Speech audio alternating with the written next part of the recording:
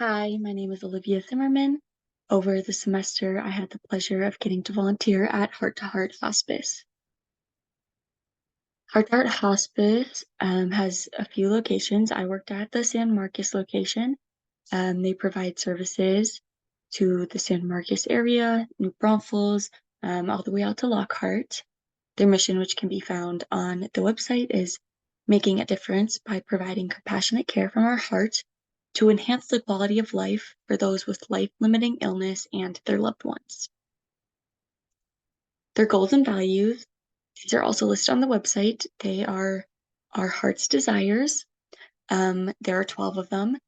They include making a difference through compassionate care, providing excellent customer service, providing a rapid response to all patients' needs, exhibiting professionalism at all times, providing presence at the most important moments, including at the journey's end, exhibiting excellence in all we do, showing respect towards others, meeting or exceeding industry standards of quality care, making a professional commitment to address all emotional and spiritual needs, having integrity by always doing the right thing, demonstrating dedication to our patients, families, referral sources, our company, and to each other, and supporting each other through teamwork, which I can confidently say that Heart to Heart has demonstrated all of these heart's desires throughout the semester I worked there. So for clients, Heart to Heart's primary client are people with a hospice diagnosis. In order to get a hospice diagnosis, it has to come from a doctor. The doctor has to state that you have 6 months or less to live in that moment of the diagnosis. So clients may live longer, clients may live shorter, but in that moment of the diagnosis, you have to have 6 months or less. Heart to Heart provides compassionate end-of-life care, so they provide social services that include social workers, nurses, volunteers, chaplain services, and bereavement services. Not only do they work with individuals with a terminal diagnosis, they also work with their families. The main social problem is helping individuals live out the rest of their life with dignity, so they focus on the quality of their life, not necessarily the quantity. I also got the chance to interview one of their social workers. His name is Steve Alkis. Here are a few of his roles just to give some examples of what they did within Heart to Heart. So he provides caregiving support, life review. If needed, he does counseling. For clients that may have dementia, he provides friendly visits, which include music therapy, hand-holding if the client initiates it, isolation reduction, which is basically going to visit them so they aren't so lonely. And overall, he fills in any gaps in services that the client may need. He deals with Medicare, Medicaid, food stamps, grants, all that good stuff. Here is the San Marcos organizational chart. I worked closely with Amy, who is a hospice consultant and the volunteer coordinator. As you can see, Steve Alkis is down here below social workers. I believe that the volunteers are right under the volunteer coordinator. They are above the patients and families, but they are below all of the people who work within Heart to Heart. As you can see, there are many roles and jobs that go into making the agency run.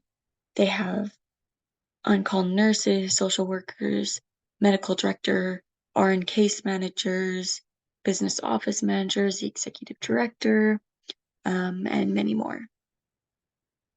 Funding. So Heart to Heart is a private nonprofit.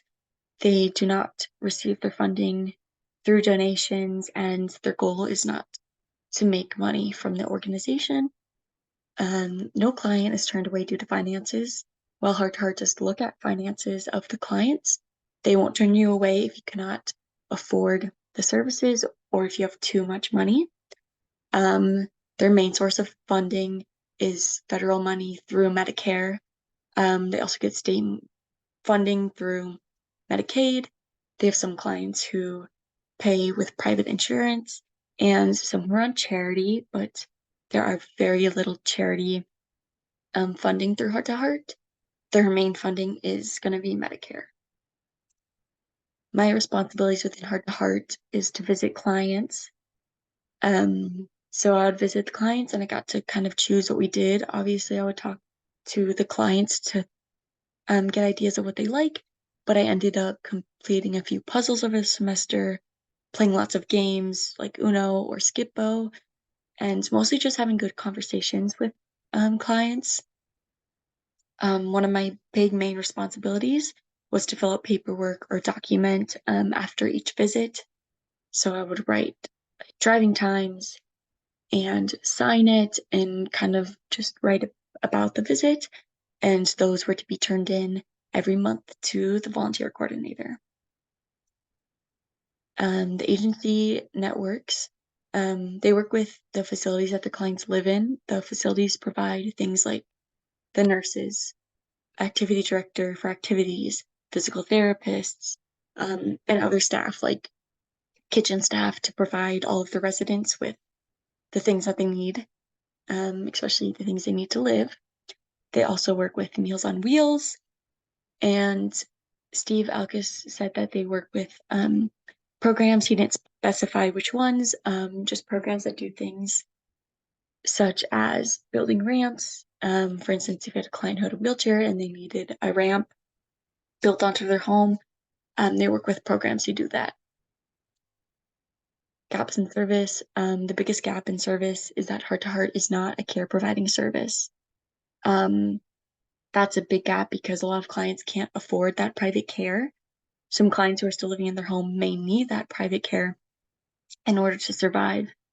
While facilities do have nurses and Heart to Heart does have nurses, they are not a care providing service. A big gap that I saw was when clients are taken off hospice, they also get some of their resources taken away. So hospice, for example, would provide a shower bench or the oxygen tank that clients may need. So clients can be taken off hospice if they pass away, but they also may be taken off hospice because they are improving in their health. So while they may have improved in their health, they still may need these things to live or live more comfortably. But if they're taken off hospice, those resources are also taken away from them. The most significant thing I learned over the semester was that the hard part isn't the clients passing away. While I was fortunate enough that I did not have a client pass away, the hard part was definitely learning and seeing and listening to the conditions that they live in, especially at the facilities they're placed in. They may not be getting adequate meals, they may not be getting snack, even if they're diabetic, listening to all the hateful things the nurses have done or said, just really being like face to face with what their living conditions are was definitely the hardest part. However, I still learned that older people are full of life. I expected the hospice clients to, really look like they're on hospice, can't do much. You can tell they're really going to pass away. But some of the clients that I came into contact with are still full of life and they want to be doing these things that they used to do when they weren't on hospice, but they no longer have access to those things. For example, so my clients missed cooking or sewing, but because they're in a home, they don't have access to do those things that they once enjoyed. Um, so that is also another hard part of seeing the hospice clients. My most memorable experience is probably just staying at the nursing home really late, sometimes till like 10 p.m., playing card games with my clients. So one of my clients, we played Skippo almost every time we went. See, here's a picture of Skippo. And I also volunteered with Allison. And so my most memorable experience was just hanging out with Allison and our client and playing games and chatting late into the night. So thank you. That is my presentation on Heart to Heart Hospice, and I had a great experience with them, and I would recommend it to anybody.